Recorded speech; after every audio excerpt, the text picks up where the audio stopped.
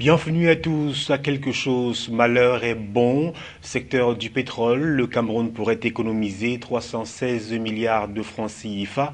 Un avantage possible grâce à la chute du prix du baril sur le marché international, selon la Caisse de stabilisation des prix des hydrocarbures CSPH. À l'étranger, la Somalie menacée par l'arrêt de transfert d'argent en provenance des États-Unis. La banque américaine Merchant Bank of California a en effet prévu de fermer ses services aux compagnies somaliennes de transfert de fonds, compromettant 80% de l'argent envoyé du territoire américain vers le pays, environ 200 millions de dollars. Bien évidemment, ces transferts doivent cependant être adossés à des banques étrangères. Voilà, madame, monsieur, pour les grandes articulations de votre programme économique sur Cam News 24, la chaîne info. Bienvenue à tous. L'actualité économique sur Cam News 24, madame, monsieur, une fois de plus, bienvenue à tous. Nous vous le disions en titre, le Cameroun pourrait économiser 316 milliards de francs CFA grâce à la chute du prix du baril sur le marché international, selon la Caisse de stabilisation des prix des hydrocarbures CSPH. Des fonds que l'État devrait économiser grâce à la réduction de la subvention publique à la Société nationale de raffinage Sonara. À en croire la Caisse de stabilisation des prix des hydrocarbures, avec la baisse du baril du pétrole, la subvention de l'État à la Sonara tournerait autour de 50 milliards de francs CFA seulement. Une aubaine pour le Cameroun qui, bien qu'au producteur du pétrole, importe une grande quantité du pétrole du Nigeria. La Sonara, qui est l'unique raffinerie du pays, n'est pas adaptée pour raffiner toutes sortes de buts, ce qui impose au Cameroun de se tourner vers le marché extérieur, alors que la production nationale, qui tourne autour de 2,1 millions de barils par an, pouvait couvrir la demande nationale. Quand la route passe, le développement suit. Route Yaoundé-Bafoussam-Bamenda, 2 milliards de francs CFA pour réaliser les travaux d'urgence. Après la récente et brève interruption de la circulation entre les villes camerounaises de Bafoussam à l'ouest Cameroun et Bamenda dans le nord-ouest, suite à la dégradation de la route dans la localité de Babadjou, le gouvernement annonce le début imminent des travaux d'urgence sur cet axe routier pour un montant de 2 milliards de francs CFA. Ces travaux seront réalisés par 3 entreprises locales en attendant la mobilisation des près de 145 milliards de francs CFA nécessaires à la réhabilitation complète de cet axe routier long de 370 km. Les études techniques y afférentes devraient être disponibles au mois de septembre prochain. Selon les responsables du ministère des Travaux publics, la réhabilitation de cette route pourrait débuter dès le premier trimestre 2016 grâce à des financements devant être mobilisés auprès de partenaires financiers tels que la Banque africaine de développement BAD. Transport, la sortie des premières voitures chinoises fabriquées au Cameroun, prévue pour 2016. C'est ce que la compagnie CAC, leader de la construction automobile en Chine et troisième dans le monde, a annoncé que l'implantation de 2 unités de montage de camions et véhicules légers se fera dans les villes de Douala et Kribi. Ce projet d'assemblage et de montage de véhicules au Cameroun nécessite une mobilisation d'un montant de plus de 92 milliards de francs CFA.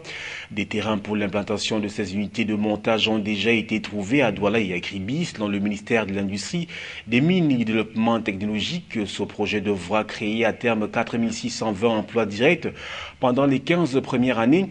Par ailleurs, sa mise en place va s'accompagner d'un transfert de technologie, des mesures pour protéger l'environnement, du respect des normes et de la qualité des véhicules produits, de la camerounisation des postes de travail, la formation technique et professionnelle et des actions socio-économiques au profit des populations riveraines. Cependant, il convient de relever que ce n'est pas la première fois qu'une usine de montage est annoncée au Cameroun. Activité bancaire, plus de 250 comptes bancaires ont déjà été ouverts à ce jour dans les livres de la Banque camerounaise des PME, BCPME. Selon la banque, cette institution financière publique spécialisée dans le financement des PME a officiellement ouvert ses portes au public le 20 juin dernier à Yaoundé, la capitale, et le 3 août dernier à Douala.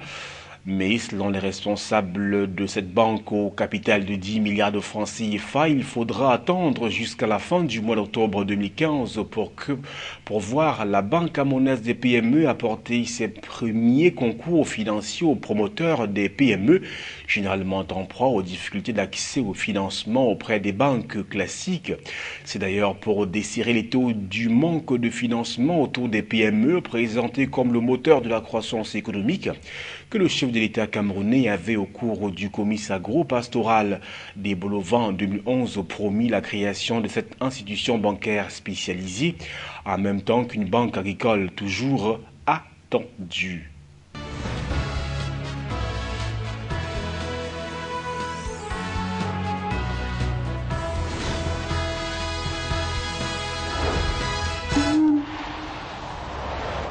L'actualité économique au-delà des frontières camerounaises, à l'étranger bien évidemment, la Somalie menacée par l'arrêt de transfert d'argent en provenance des États-Unis. Le pays cherche activement à empêcher la fermeture du principal service de transfert de fonds en provenance des États-Unis, redoutant des conséquences astronomiques sur son économie déjà dévastée par les années de guerre civile. La banque américaine Merchant Bank of California a en effet prévu de fermer ses services aux compagnies somaliennes de transfert de fonds, compromettant 80% de l'argent envoyé du territoire américain vers le pays, environ 200 millions de dollars annuels selon les chiffres d'Adesso, une ONG d'aide humanitaire. Dans un pays privé des systèmes bancaires formels, de nombreux Somaliens dépendent de services de transfert d'argent qui permettent à la diaspora d'envoyer au pays environ 1 milliard d'euros au total chaque année.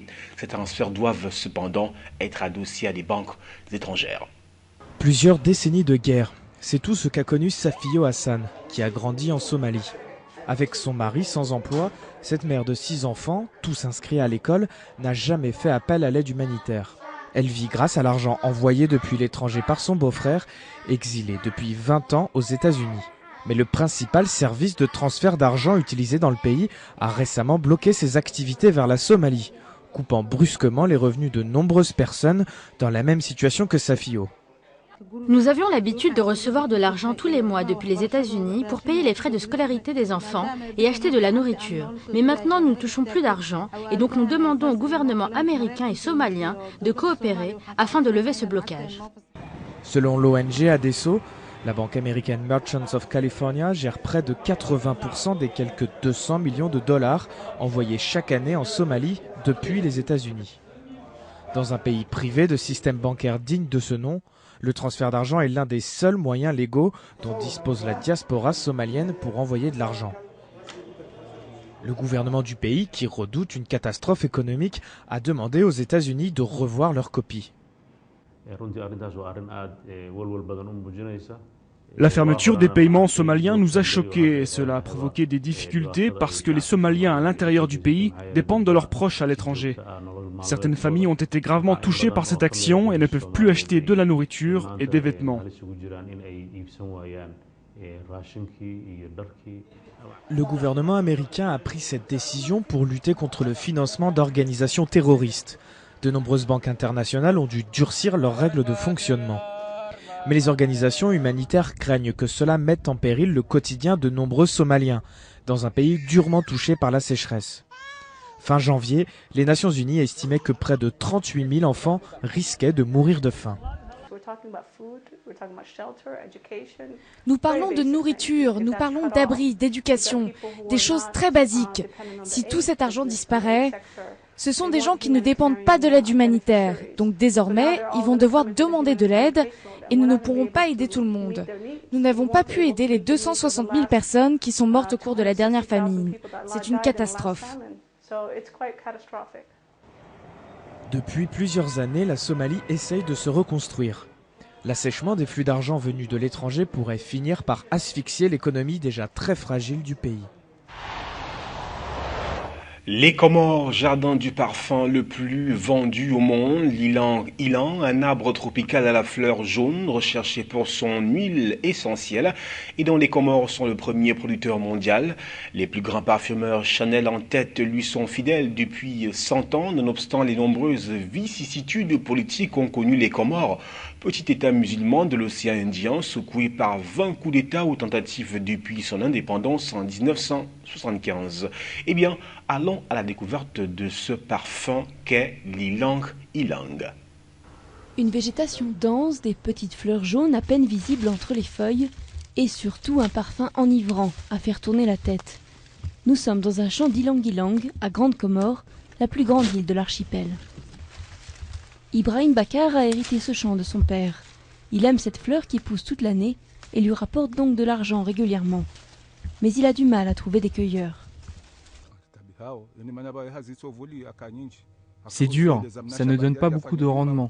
Quand j'explique ce travail aux jeunes, ils me prennent pour un fou, parce qu'on souffre et on gagne peu d'argent.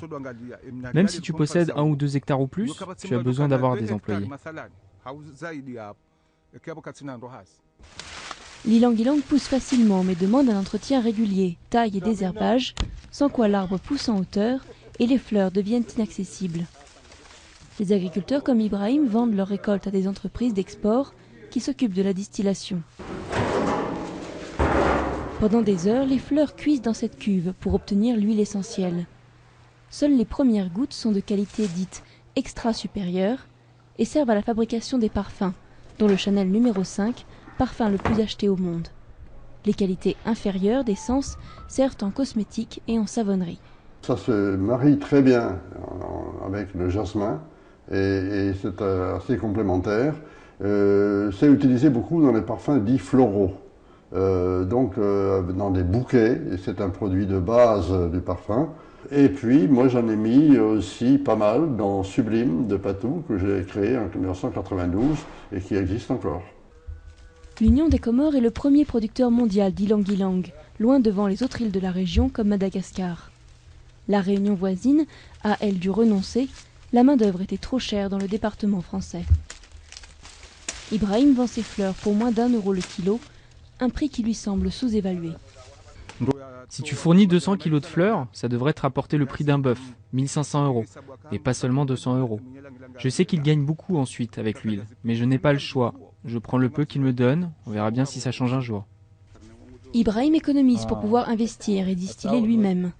Il connaît les difficultés de la production, notamment la consommation importante d'eau et de bois que génère la distillation. Mais l'essence d'ylang ylang a de beaux jours devant elle. Contrairement à d'autres huiles essentielles naturelles, menacées par les produits de synthèse, ses qualités olfactives sont difficiles à reproduire artificiellement. Nous voici rendus à l'étape du chiffre du jour. Il est de 2 milliards de francs CFA et ce chiffre, ou alors ce montant, symbolise bien évidemment le montant à mobiliser pour les travaux de réhabilitation, les travaux d'urgence sur l'axe routier Yaoundé-Bafoussam-Bamenda au Cameroun. Avant de clore ce programme économique, le rappel de la titraille, à quelque chose malheur est bon, secteur du pétrole, le Cameroun pourrait économiser 316 milliards de francs CFA, un avantage possible grâce à la chute du prix du baril sur le marché international, selon la Caisse de stabilisation des prix des hydrocarbures au Cameroun. À l'étranger, la Somalie menacée par l'arrêt de transfert d'argent en provenance des États-Unis. La banque américaine Merchants Bank of California a en effet prévu de fermer ses services aux compagnies somaliennes de transfert de fonds, compromettant 80% de l'argent envoyé du territoire américain vers le pays, environ 200 millions de dollars annuels, selon les chiffres d'ADESO, une ONG d'aide humanitaire. Et bien évidemment, il convient de noter que ces transferts doivent cependant être adoucis à des banques étrangères. Merci à toutes les équipes techniques et rédactionnelles réunies autour de Yves Anselme Tadufo. Au revoir.